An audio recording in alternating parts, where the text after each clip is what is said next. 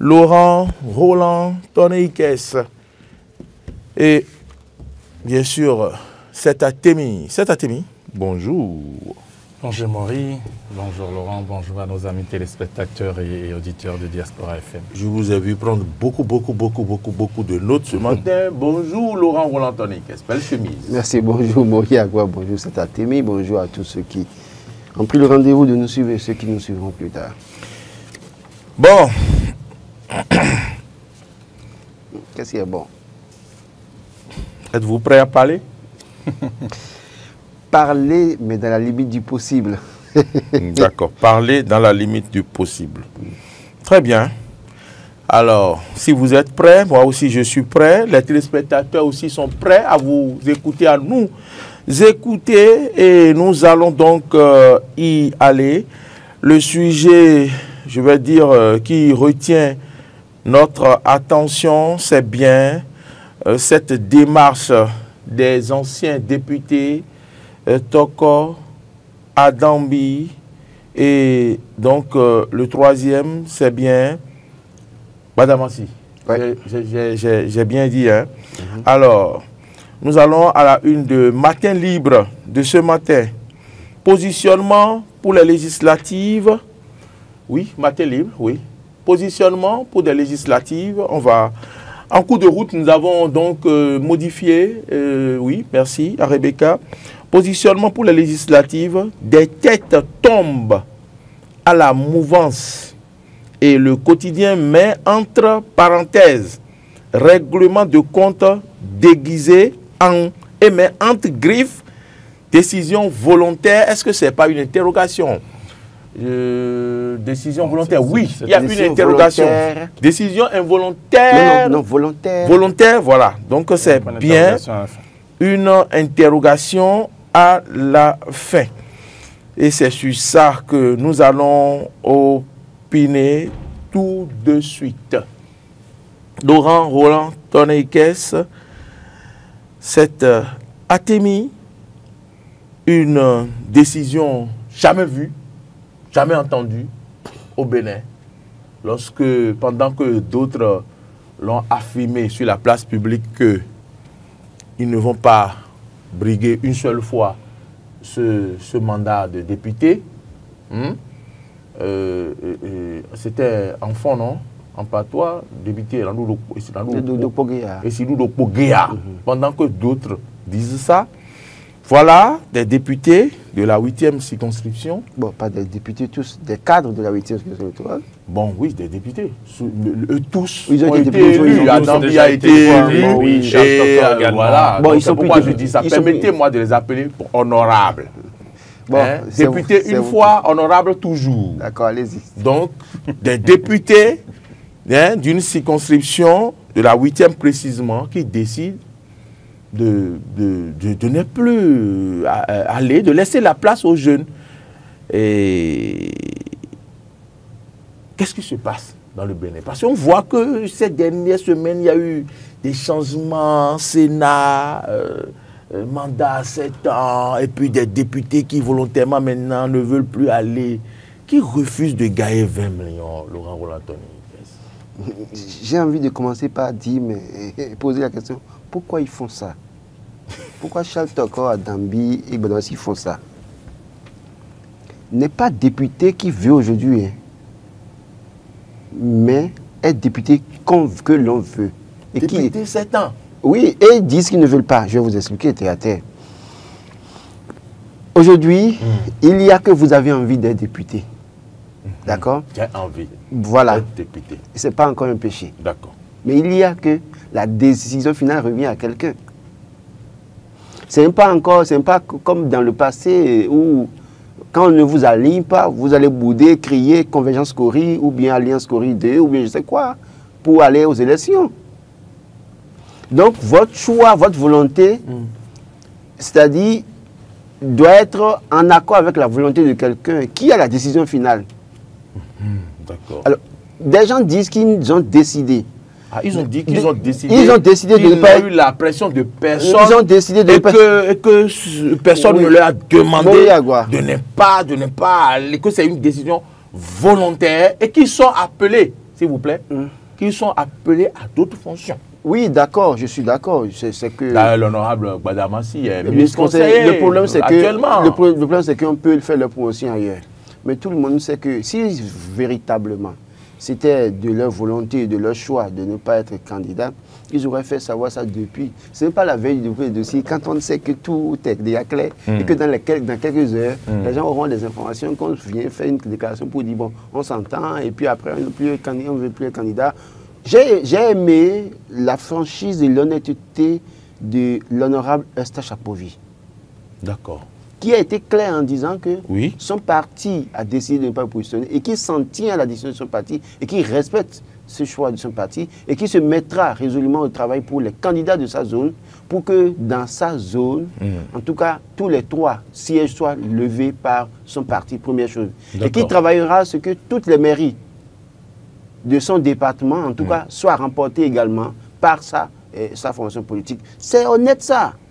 Mais que 3 personnalités qu'on connaît, qui ont un appétit assez intéressant pour la chose politique, qui en arrivent à s'asseoir pour nous dire qu'ils n'ont pas voulu et qu'il faut mettre les jeunes et que pourquoi c'est à la veille du dépôt de candidature où on doit voir clair qu'ils décident de parler. Pourquoi est-ce qu'ils n'ont pas fait il y a 3 mois pour dire désormais nous on ne veut plus aller aux élections, nous voulons qu'on positionne des jeunes. Donc, moi, je pense qu'il y a un problème.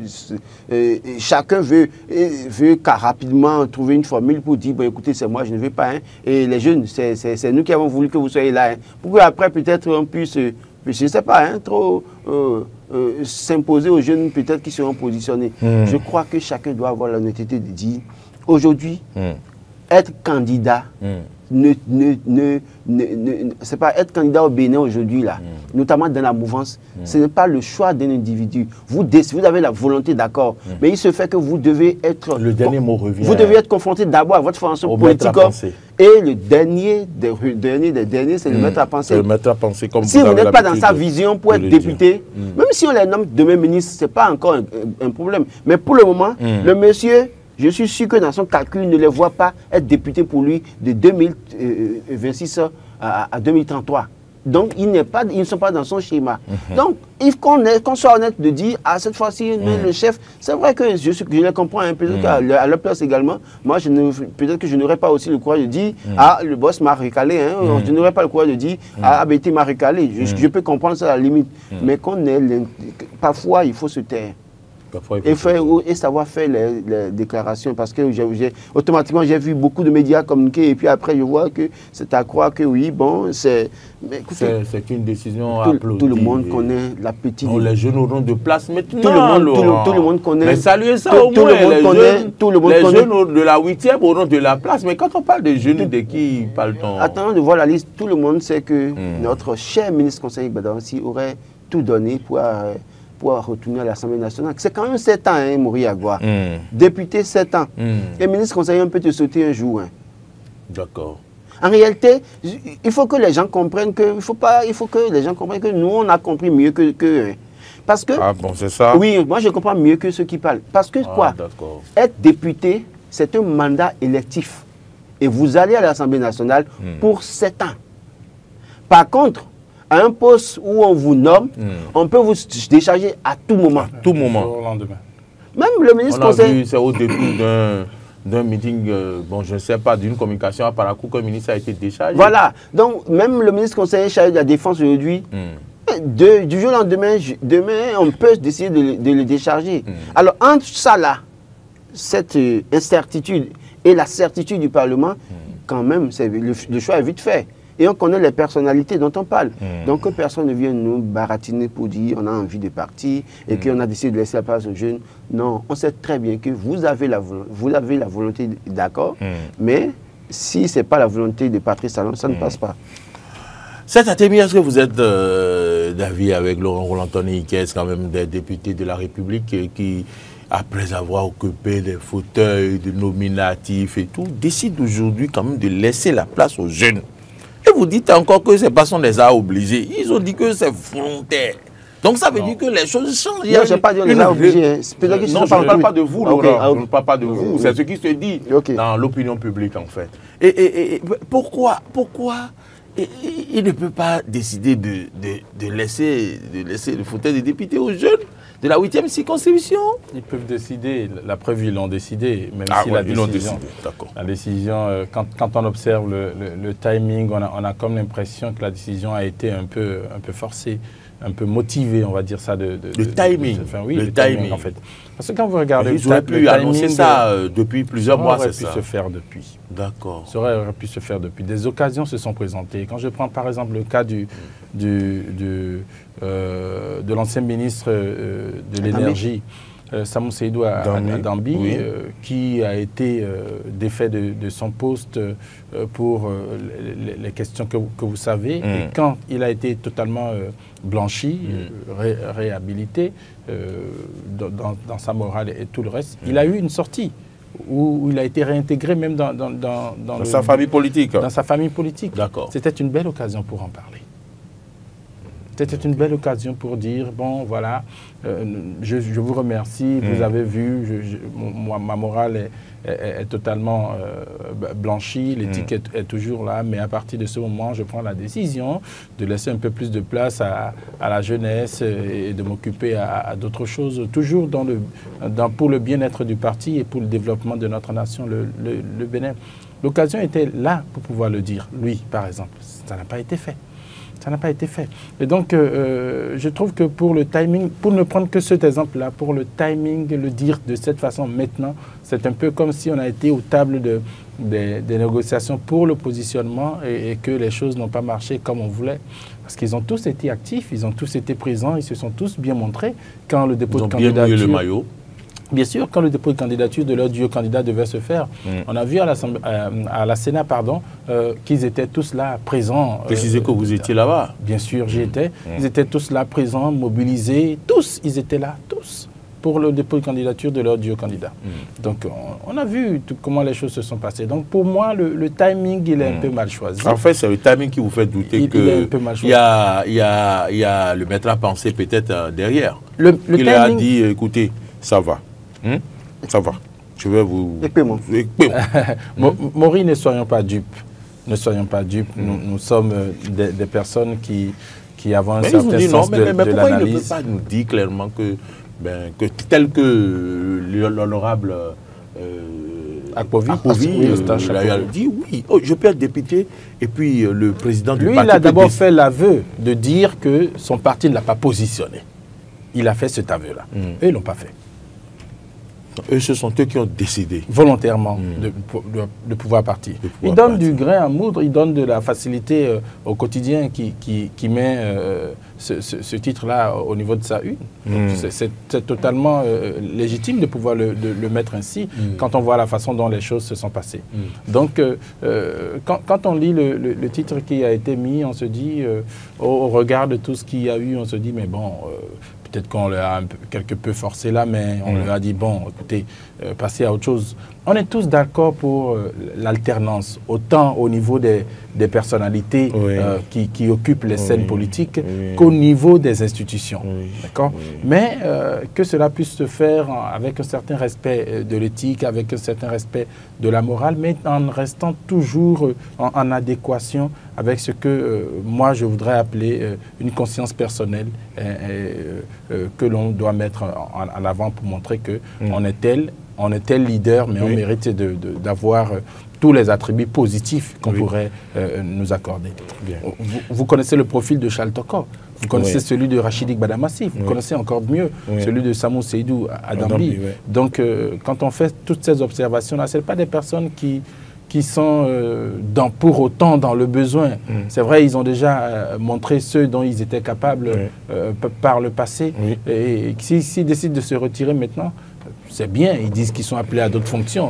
On verra à quelle autre fonction ils sont appelés, qui sont les personnes qui doivent les remplacer au niveau de leur circonscription quand la liste sortira. On verra également. Donc on attend de pouvoir voir ça, mais moi je dis que pour faire cette annonce-là, le timing, il laisse à penser que bon, on a fait une sorte de tirage au sort et qu'on a perdu le tirage au sort. Et que c'est après ça qu'on est sorti pour dire ça. Moi, je pense que quelque part, il faut les comprendre, parce que quand s'il ne parlait pas et que la liste sortait et qu'on ne voyait pas les 3 noms, c'est un désaveu. Même si demain on les nommait un ministre d'État, quand même pour le moment, ça va être mal interprété. Les gens, ça va être peut-être comme une humiliation pour eux. Et donc, ils ont voulu anticiper. Moi, je pense que dans l'anticipation, ils ont mal choisi les mots. Parce que dire qu'ils sont partis volontairement. En tout cas, volontairement, ils ont décidé. Moi, je ne crois pas. En tout cas, je ne crois pas. Je pense que dans le calcul, et quand vous regardez... Vous ne pensez pas que dans le schéma actuel, la façon dont les choses se déroulent, il ne peut pas le faire de façon volontaire? Je vous ai comparé les deux. Parce que ce n'est pas eux qui décident. C'est pas eux qui décident. Non, c'est pas. C'est pas eux qui décident de rester sur une liste. Donc, ils ne peuvent pas décider de ne pas aller ou pas. Ne pas aller ou pas. Très bien, c'est compris, Laurent. Mais le Matin Libre a osé un peu plus en parlant des têtes. Oui, merci à Rebecca. En parlant des têtes qui tombent à la mouvance, mais va plus loin et parle de règlement de compte député déguisé en décision volontaire. Règlement de compte déguisé en décision volontaire. Ce qui me dérange un peu, c'est quand le quotidien parle de règlement de compte. J'aurais aimé que le quotidien s'arrête là. Mais quand le quotidien ajoute déguisé en décision volontaire, ça me dérange un peu. Puisque si le quotidien s'était arrêté à règlement de compte, je vous dirais que, par exemple, je vous citerai comme nom qui n'a pas été positionné, une certaine Fonton. Oui, bon, le problème, sur la question, je veux être assez prudent. Parce que il y a des noms qui ont circulé, des listes qui ont circulé, des listes types qui ont circulé. On n'a pas officiellement la liste aujourd'hui pour opiner là-dessus. Et donc, en réalité, vous pourrez analyser et dire des choses bizarrement et revoir les mêmes personnes sur des listes. Puisque là, maintenant, on n'a pas encore les listes publiquement. Il n'y a que des noms qui ont fuité, mais toujours est-il, je le disais lundi, c'est qu'ils vous souviennent que dans la constitution des listes, de la liste pour les législatives, il se peut qu'il y ait des surprises qui pourraient conduire à des AVC. Parce que oui, certains ont reçu des promesses et sur la base de ces promesses ont contribué à atteindre certains objectifs, mais en retour, il n'y aura pas retour de l'ascenseur. Et donc, il peut y avoir cette surprise. Et d'ailleurs, oui, c'est vrai, les informations que j'ai aussi des coulisses me confirment que des surprises, il y en aura.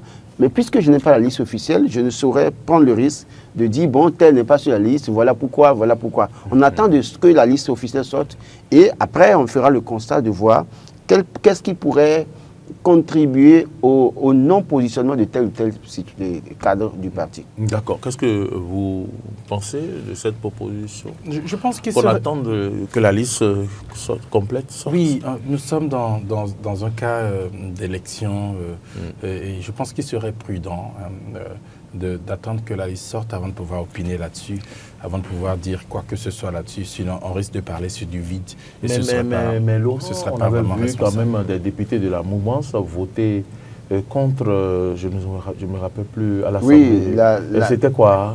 La révision de la Constitution. Il y avait cette révision de la Constitution qui avait été bloquée par des députés de la mouvance, dont celle que vous avez citée. Et qui avait mais est-ce que vous pensez que ça n'aura pas, les têtes ne vont pas tomber à ce niveau? Je crois que j'ai annoncé subtilement lundi pour dire qu'il y aura des surprises. Parce que dans ce cas de figure, il y a que le chef de l'État, c'est un monsieur assez méthodique. Il sait très bien que dans la vague de ce qu'on a eu par le passé avec la vague Bokor, avec certains députés acquis à la cause d'Olivier Bokor, il se peut que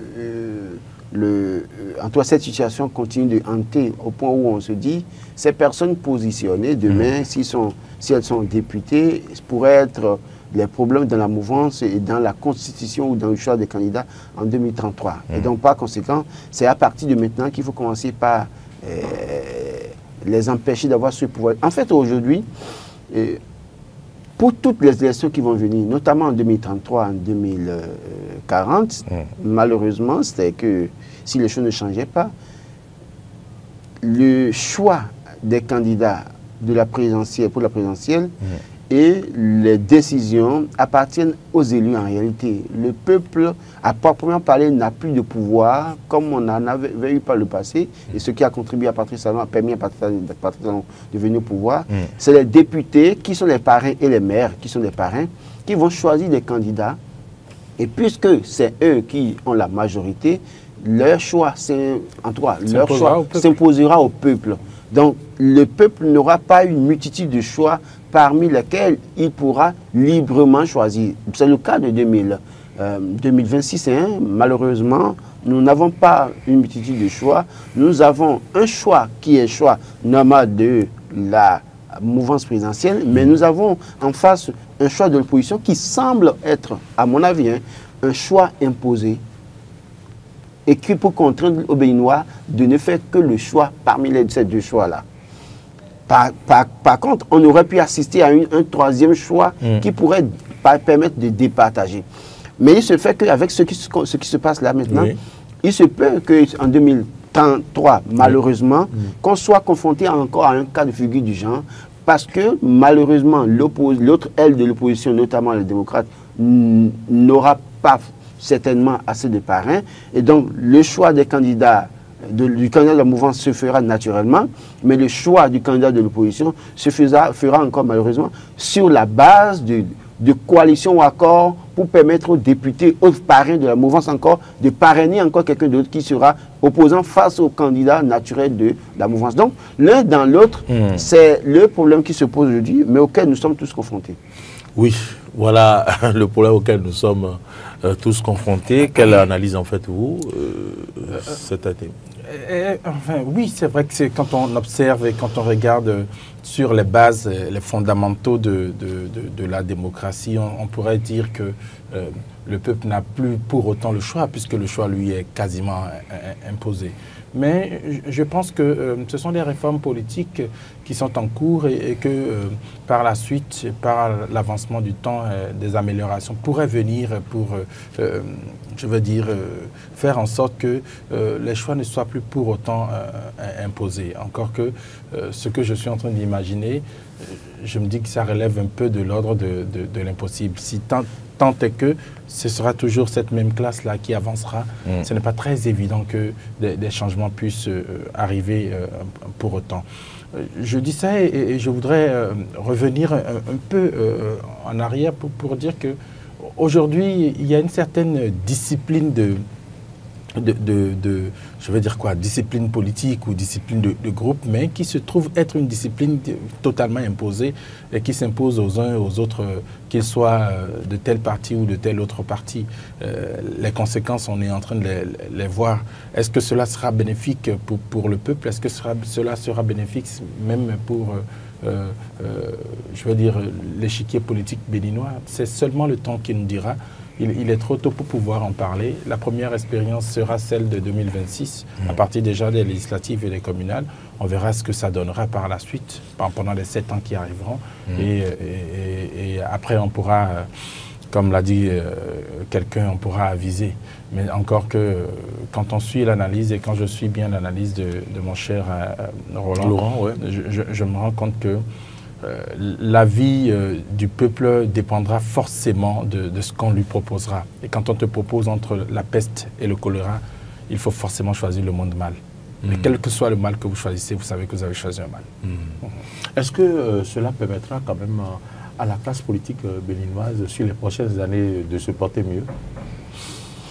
Un camp politique se portera mieux parce qu'ils auront le pouvoir, ils vont exercer le pouvoir d'État. Mais un camp politique ne se portera pas mieux. On a commencé par assister à la fragilisation, ou si vous voulez, à la fragmentation du Parti des démocrates. Malheureusement, vous imaginez depuis quelques jours jusqu'à aujourd'hui, le nombre de démissions qu'on a déjà il y en a encore eu hier. Il y en a encore eu hier. Le coordonnateur, apparemment, il n'avait plus rien à coordonner, il a dû décider de partir.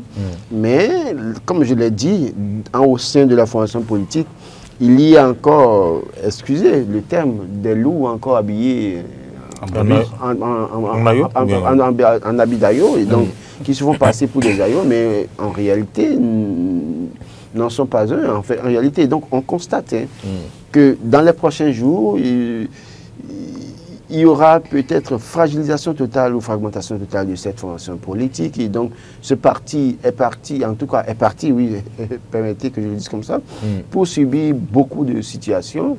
Vivement que les... Pour disparaître, on peut le dire comme ça. Si, Telles que les choses... si les responsables du parti ne prennent pas garde pour extirper de leur rang les preuves galeuses, cette formation politique, malheureusement, risque soit de disparaître, soit de devenir une nouvelle formule du FCBI qu'on a connue. D'accord. C'est-à-dire, si Boni Yayi ne prend pas garde automatiquement, décide peut-être de laisser les choses et de se mettre en retrait, de mettre peut-être un jeune à la tête du parti, un jeune qui pourrait faire l'unanimité, il serait là et un jour il se retrouvera que des gens, leaders du parti, vont le désavouer, demander qu'ils aillent à un conseil national, vont le décharger, l'humilier publiquement, et puis après choisir quelqu'un d'autre. Et puis après, les cadres, certains cadres acquis à la cause de Boni Yayi, vont décider de le suivre également, et puis les autres vont continuer, tout comme ils ont fait pour FCBE. Donc, ça peut ne pas disparaître, ça peut continuer à exister, mais fonctionner autrement pour arranger aussi les choses. Peut-être de jouer encore un rôle de faire valoir également pour montrer que oui, c'est Boni Yayi et autres qui ont décidé de quitter le parti, que les autres sont déjà encore là et qu'après, on sait très bien comment ça se passe. Donc, je continue de dire, et je crois, et ils le savent très bien, ils sont encore dans cette fonction politique, ils se connaissent, ils savent qu'on les connaît, qui, en réalité, jusqu'à aujourd'hui, font le jeu de dire nous sommes opposants. Dans la journée, ils savent que la nuit, ils sont dans les compromissions pour contribuer à saquer davantage leur formation politique. C'est un choix, hein? C'est un choix. Chacun est libre dans la République de faire ce qu'il arrange. Sauf qu'après, moi, je me pose la question de voir quelle image laissons-nous à la jeune génération. Parce qu'on a toujours dit que les jeunes ne sont pas prêts. Mais si les acteurs politiques de ce rang en arrivent à se comporter de cette manière, je crois qu'il y a matière à se poser des questions pour se dire quel est l'avenir politique de notre pays. C'est vrai que le chef de l'État a sa vision, hein, imprime sa vision, arrive à contenir les soubresauts des acteurs politiques, à les maintenir sous sa domination, mais ça va durer combien de temps? Et puis après, est-ce que réellement, en faisant ça, on règle le problème de l'éthique en politique? C'est vrai qu'en politique, il n'y a pas proprement parlé d'éthique, mais est-ce qu'on règle le problème du militantisme? Est-ce qu'on règle le problème de la conviction politique? Parce qu'aujourd'hui, d'idéologie. D'idéologie. Et je mets au défi. On en parle toujours ici. Je mets au défi cet acteur politique qui me dira que je suis dans UP Le Renouveau ou dans BR, pas idéologie ou pas conviction politique. Ils ne seront jamais d'accord avec moi. Ils ne m'aimeront pas parce que je pense qu'il reste du travail à faire. Il reste du travail à faire. Ils peuvent travailler. Et ce qui se fait là n'est pas ce qui arrange ce travail que nous souhaitons. C'est-à-dire qu'il y ait des gens qui viennent en politique par conviction à proprement parler et qui sont prêts à mouiller le maillot du matin jusqu'au soir, qui ont une idéologie. Je l'ai toujours dit. Je ne vous arrête pas puisqu'on parle d'idéologie. Je me suis rappelé de cette initiative de Yone Koupaki, qui était la nouvelle conscience. Moi, ça m'avait plu à l'époque. Pascal et c'était bien expliqué. Quand vous êtes cadre politique et vous lisez l'objectif, on sent que c'était une idéologie qui... J'ai encore chez moi les petits livrets distribués par Pascal Yone Koupaki, qui m'arrive de lire par moment. Et je crois que ça m'inspire aussi dans mes analyses, parce que je me dis en réalité, aujourd'hui, il a incarné une vision. Il est dans l'équipe gouvernementale. Est-ce que cette vision est implémentée au niveau des acteurs politiques? Il est de l'UP Le Renouveau. Mais quand je regarde aujourd'hui, est-ce que véritablement les gens lisent, ont eu la chance de lire en dehors du porte-parole du gouvernement qui était un de ces éléments de ces lieutenants? Est-ce que les gens ont lu ce que Pascal Yone Koupaki avait porté comme vision? Est-ce que lui aussi, il est toujours aligné dans sa propre vision ou bien il s'est écarté de sa vision? Parce qu'on ne l'entend plus. Oui, on ne suit plus sur le dossier. C'est vrai qu'on me dira que oui, il est à la cuisine et quand on aide au laboratoire d'un régime, on ne parle pas n'importe comment. Mais il y a qu'à des moments donnés, on veut bien l'entendre sur les questions d'ordre national. Donc, l'un dans l'autre, je dis, est-ce que ce qui se fait tel que la politique est faite aujourd'hui, tel que oui, nous allons aux élections et tel que les dés sont pipés déjà à l'avance, est-ce que ça conforte en tout cas, l'idée de voir un acteur convaincu par une idéologie et qui a une vision claire de la gestion. Je vois un Patrice Talon à la tête du pays qui a une vision et que tout le monde applaudit, tout le monde dit c'est bon, c'est bon, c'est bon. Mais quelle est la contribution des acteurs? Il y a des choses sur lesquelles on peut parler, où les acteurs peuvent dire, Monsieur le Président de la République, on peut améliorer. Ce n'est pas de l'opposition. Mais tout le monde veut s'aligner pour dire, je ne veux pas subir les représailles, ou bien après, je ne veux pas être enlevé de mon poste parce que ça me permet de gagner un peu, tout ça, ou bien je ne veux pas perdre mon positionnement pour les prochaines élections. Autant d'éléments qui font que, aujourd'hui, je pense, il faut qu'on repense. Et je veux bien croire qu'après cette vague d'élections, l'élection générale 2026, qu'on rentrera dans la phase, à proprement parler, de la réforme politique pour amener des gens à la conviction, à l'idéologie politique. Je veux bien le croire. Très bien. Je me tourne vers vous. Cet Atemi, pendant que Laurent parlait, j'avais une idée, parce que ma question, c'était que est-ce que les démocrates, ce parti ne va pas disparaître? Laurent a analysé pour donc montrer ce qui pourrait arriver. Mais je sens, avec cette révolution à laquelle nous assistons, que après l'élection du président, je le sens, après l'élection du nouveau président qui va prendre le pouvoir en 2026, que s'il y a des cadres dans ce parti capables de faire le travail, ils seront nommés. Bien sûr. Est-ce que vous sentez la même chose que moi? Je le pressens. Ce qui va contribuer plus encore à désagréger, je peux dire ça, non? C'est désagréger, non? Oui. Contribuer davantage à l'hécatombe du parti. Du parti, oui. Appelons un chat un chat. Écoutez, de la façon dont les choses sont en train de se passer aujourd'hui, si les démocrates ne prennent pas garde et s'ils n'en ont pas dans leur background pour pouvoir trouver les meilleures solutions aux problèmes qu'ils ont actuellement, j'ai bien peur que ce qui est arrivé à la RB leur arrive, ce qui est arrivé également au FCBE puisse leur arriver. Et petitement risquerait de partir totalement à la disparition du parti ou à sa métamorphose. Un peu comme la métamorphose des FCBE a donné FCBE d'un côté et démocrate d'un autre côté. Donc, il faudrait vraiment qu'ils prennent garde. Parce que, écoutez, quand on observe un peu par rapport à 2026, ne serait-ce que pour ce qui concerne les élections, quand on parle des présidentielles, ils sont out. Quand on parle des communales, ils sont out. La seule chose qu'on attend, ce sont les législatives. On n'a pas encore la décision finale, on n'a pas encore le final pour les dépôts de dossiers de candidature, avant d'avoir le final pour ce qui est des candidatures qui sont totalement valables. Donc on attend. Si au final, par malheur, pour les élections législatives également, ils n'arrivent pas à compétir, vous voyez, ça va être un parti qui, pour les 7 ans à venir, que ce soit au niveau des structures décentralisées, des communes et des localités, que ce soit au niveau de l'Assemblée nationale ou même au niveau exécutif, ils ne pourront parler que pour faire des critiques, soient-elles constructives ou destructrices, ou de cette façon-là. Et être un parti d'opposition pendant, je ne sais pas, pour les 7 ans à venir, si je prends les 10 ans qui sont passés déjà et qu'on ajoute à 7 ans, ça va faire 17 ans. Être un parti de l'opposition pendant 17 ans, ce n'est pas facile. Ce n'est pas du tout facile. Il faut avoir les ressources dans tous les domaines auxquels je suis en train de penser là pour pouvoir tenir bon. Et si on a été autant moralement et psychologiquement saqué pendant 10 années, il faut s'imaginer ce que l'on va vivre pendant les 7 années à venir. Encore que les 7 années à venir risqueraient d'être davantage plus dures parce qu'entre-temps, les relations entre les uns et les autres se sont débridées, se sont encore davantage, on va dire, pourries. Et qu'on se regarderait un peu plus en chien de faïence qu'on se regarde aujourd'hui actuellement. À moins que ce qu'ils refusent aujourd'hui, ils finissent par le faire demain. C'est-à-dire il y a l'expression... une refonte? Une collaboration. Oui, une sorte de collaboration. Oui, c'est ça. Tout ce qu'on leur propose aujourd'hui qu'ils refusent, oui. à moins qu'ils puissent le faire. Et ce serait un peu comme ravaler son vomi de pouvoir le faire demain. Et la question d'orgueil est en train de prendre le dessus. Et ça a toujours été ça au niveau du Parti Les Démocrates. C'est un peu comme, je vais faire une allégorie, un peu comme quand vous avez été un vaillant combattant, que tout le monde a tout le temps adulé, et qu'aujourd'hui vous vous retrouvez un peu dos au mur et qu'il y en a un autre qui a le vent en poupe.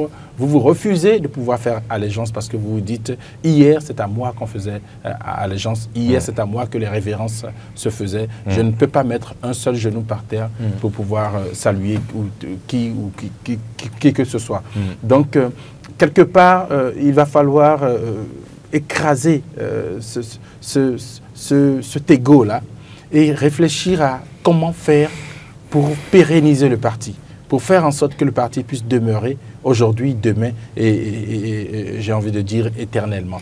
Donc, et pour ça, il va falloir sacrifier beaucoup de choses. Laurent a demandé la parole, mais j'ai envie de lui poser une question délicate. Laurent, quand vous faites une projection dans le futur, est-ce qu'on ne va pas vers un Bénin sans parti d'opposition? Elle est délicate, la question. C'est-à-dire dans le futur, une projection dans le futur. Quand vous suivez le fonctionnement des gouvernants actuels, c'est leur vision. C'est à croire que nous tendons vers une situation où on aura comme un modèle chinois. Tout le monde se met ensemble dans un parti unique pour fonctionner. Il n'y a pas à proprement parler d'opposition. Vous pouvez pas... Mais cela ne veut pas dire, comme l'a dit le député Benoît Degla, qu'il n'y aura pas de son dissonance. Oui, de voix dissonante. De voix dissonante. Mais vous le faites à vos risques et périls.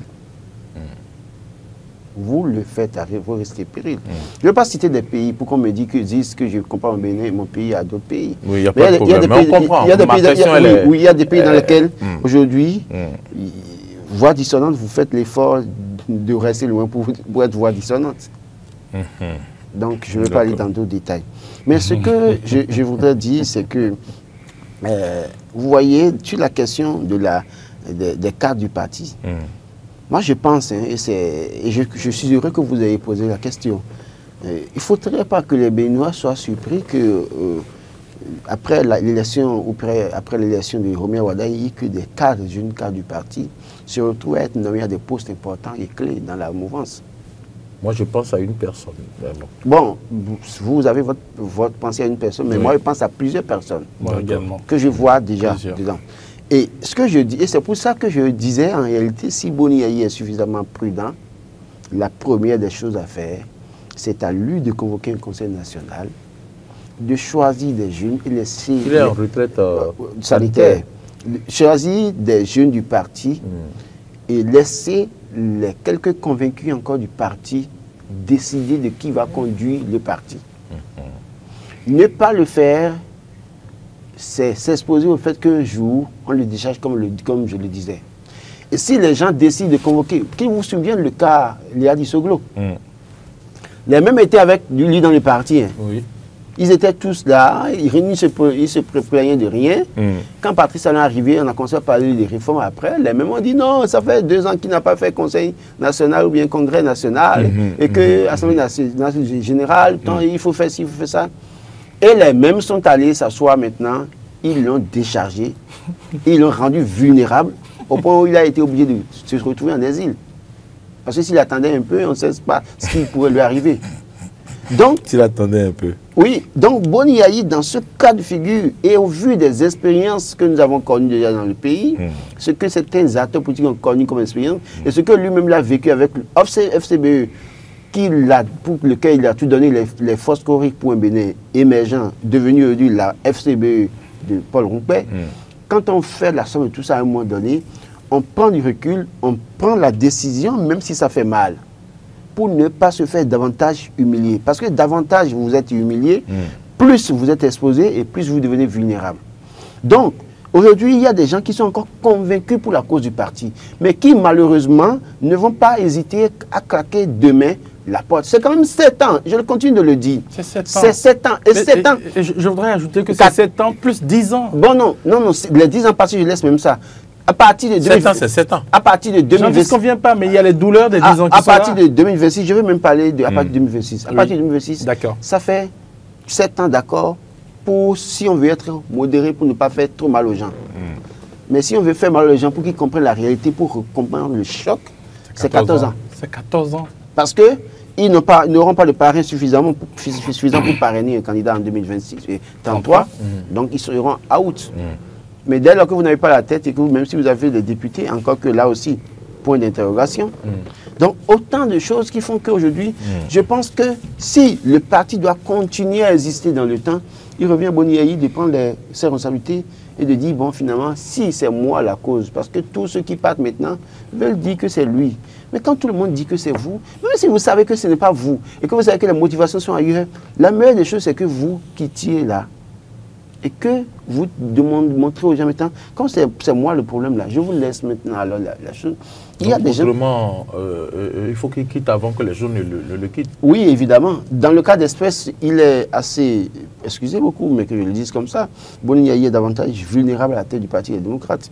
Et donc, pour ne pas subir cette humiliation, il vaudrait mieux pour lui de partir très tôt.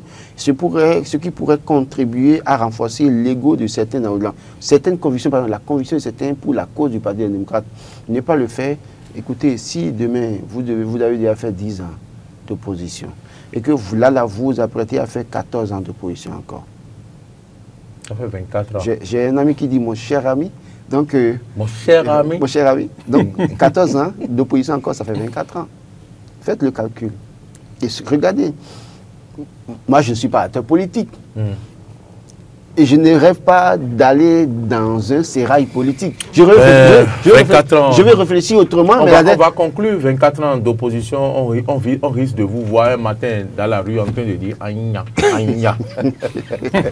Donc, oui, en fait, ça ne veut pas dire qu'il ne faut pas que les gens fassent. Ça ne veut pas dire que les gens ne doivent pas faire l'opposition. Les gens vont faire l'opposition, mais il faut réorganiser. Il faut se réorganiser, faire les choses autrement et s'assurer que, vous savez, en 2033, ce qui pourrait éventuellement arriver pour changer la donne, c'est peut-être que si le candidat d'opposition qui sera proposé à cette époque-là, qui aura les parrains forcément de la mouvance, peut-être que le peuple maintenant décide d'aller vers ce candidat. Si ce n'est pas ce cas, c'est que c'est 14 ans. Maintenant, si le peuple décidait en 2033, pardon, d'aller vers ce candidat qui est autre que le candidat de la mouvance, ça pourrait permettre à certains acteurs de souffler un temps soit peu, mais pas aussi facilement. Donc, je pense qu'aujourd'hui, il faut quand même regarder un peu la réalité en face et se dire, où allons-nous? Que ferons-nous? Que ferons-nous et que deviendrons-nous? Que deviendrons-nous? 3 questions. Parce que, où allons-nous? Que ferons-nous? Que deviendrons-nous? Parce que là, il faut que ceux qui ont 50 ans en politique ajoutent 7 ans à leur âge, ajoute encore 7 ans. Et donc, il y a tout ça qu'il faut tenir compte. Et ça ne va pas être une mince affaire pour eux. Je ne voudrais pas être à leur place. Des risques d'entendre des gens dans la rue dire « Aïna, Aïna ». Est-ce que vous voyez venir? Oui, je le vois venir. Moi, je vois même des risques de voir des gens se retrouver totalement dans des centres psychiatriques pour se reprendre en éducation. Ou aller rencontrer des psychologues s'ils ne prennent pas garde, parce que le lait leur sera coupé. Ils n'auront plus de lait, ils ne seront plus avec la même façon dont ils vivaient, ils vivront tout le temps avec les soucis. Et donc, ne soyez pas étonnés d'entendre que certains politiques soient passés de vie à trépas à cause d'un AVC ou d'une telle autre chose. Bon, si les gens ne se reprennent pas et qu'ils ne prennent pas garde, ils n'y parviendront pas. Parce que j'ai comme l'impression que depuis que les choses sont en train d'être annoncées, que les gens ne comprennent pas. Quand on dit une chose aujourd'hui, quand on dit une chose aujourd'hui et que le on parle, personne ne comprend. C'est 2 ans après, 3 ans après qu'ils comprennent. Or, les choses ont déjà été annoncées. Il y a des présages. Toutes les fois, la plupart du temps, c'est annoncé. Quand ça doit venir, c'est toujours annoncé. Et vous savez de quoi je parle. Mais ils ne comprennent rien. Ils entendent, mais ils ne comprennent rien. Et au final, ils sont confrontés aux difficultés parce que tous les problèmes qu'ils ont aujourd'hui, ils auraient pu les éviter. Il fallait avoir l'œil ouvert, le bon œil. Ils ne l'ont pas eu. Et malheureusement, les choses se passent de Il fallait activer aussi le 3e œil. C'est pour ça que je parle du bon œil. Je ne voulais pas le nommer, vous le faites. Le troisième œil, en fait. L'œil de l'instinct, le bon instinct. Mais vous êtes le troisième œil. Tous les jours, on fait des analyses. Est-ce qu'on n'a jamais arrêté de parler? Qu'est-ce qu'on n'a pas dit? Malheureusement, est-ce qu'on n'a jamais arrêté de parler? Mais quand ils nous entendent pas bien.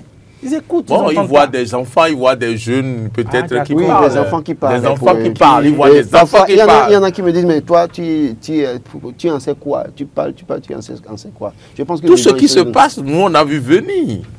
Ok, les enfants, non. On a encore parlé. Quand le président, par exemple, dit, si celui qui va me succéder est bon, et c'est parmi les démocrates, je suis prêt. Vous vous rappelez de cette phrase à la présidence? Si doit être du camp de mon ennemi. Oui, je suis prêt. Si c'est lui qui va faire le job, je suis prêt à le soutenir. Est-ce que c'est tout ça, c'est des signes. Est-ce que ce n'est pas le cas de figure actuellement? Oui. Tout ça, c'est des signes. Tant mieux. Écoutez, on souhaite bonne merde à chacun, mais que les gens... Bonne merde. Oui, bonne chance à chacun et que les gens se reprennent et sachent que pour avancer, il faut avoir une idéologie. Il faut se tracer un chemin et se mettre là-dessus. Et quand on s'y met, il faut avoir tous les sens éveillés. Pas que les 5 du corps. Il faut avoir tous les sens éveillés. Je dis ça et je le dis. Voilà, belle conclusion. Je ne vais pas vous laisser partir de ce studio sans que vous ne dites un mot sur la prestation des guépards. Oh. Vous, sportifs, mais vous également. Donc, nous devons en parler, même si c'est en 3, 4, 5 minutes. Non, c'est pas, on peut ne pas en parler. Oui, bon, vous étiez venu ici avec calculatrice. Hein? Après les étapes de calculatrice passées, voilà que c'est le champion qui dit que les guépards vont mal. Et on a lu aujourd'hui, pays émergent, le président de la fédération aurait piqué une colère et a demandé la démission du sélectionneur franco-allemand. Est-ce que c'est le président qui a demandé? C'est ce que le quotidien a écrit. J'ai vu une publication de notre compatriote Yves Dakoudi hier qui dit que les guépards sont allés verser notre visage par terre devant l'AES. C'est un peu comme on dit enfant quoi. Devant l'AES.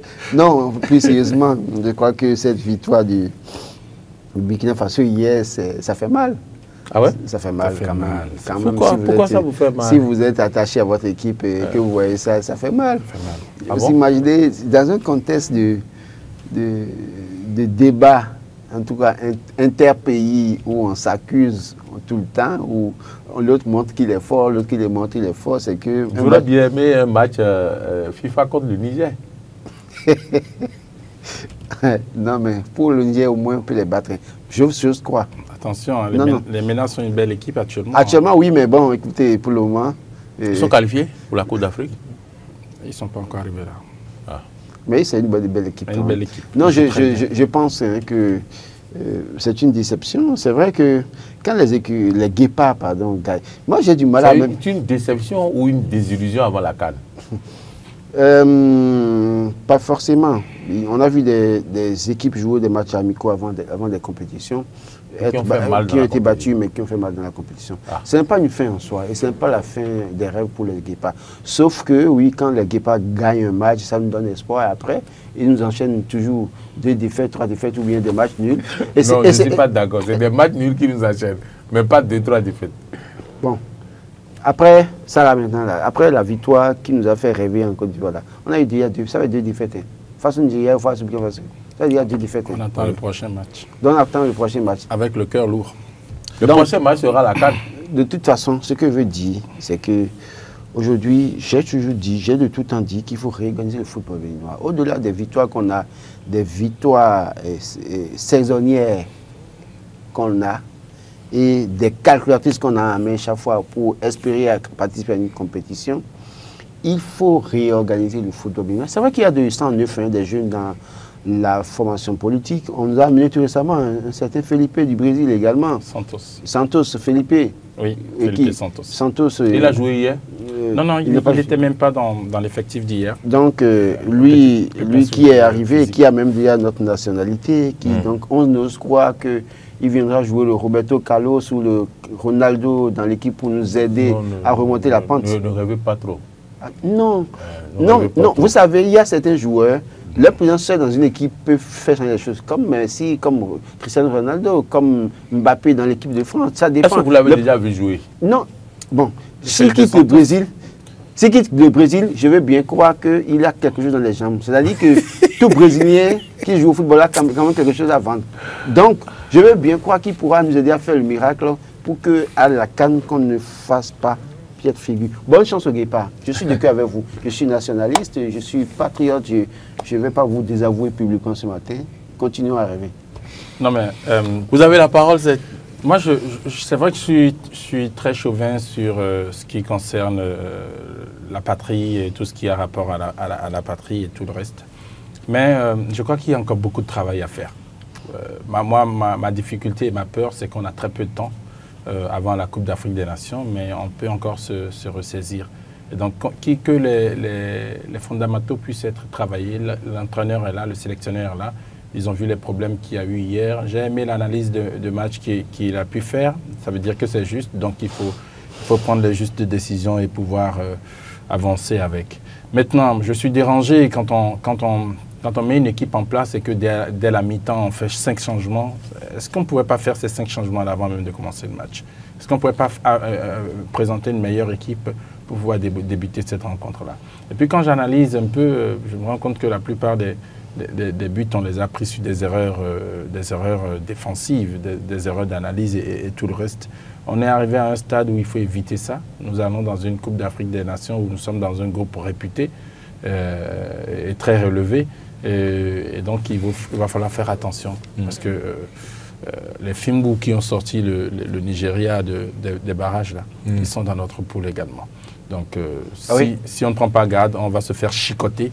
Je crois même que notre premier match, c'est contre la République démocratique du Congo, si je me trompe. Oui, c'est ça.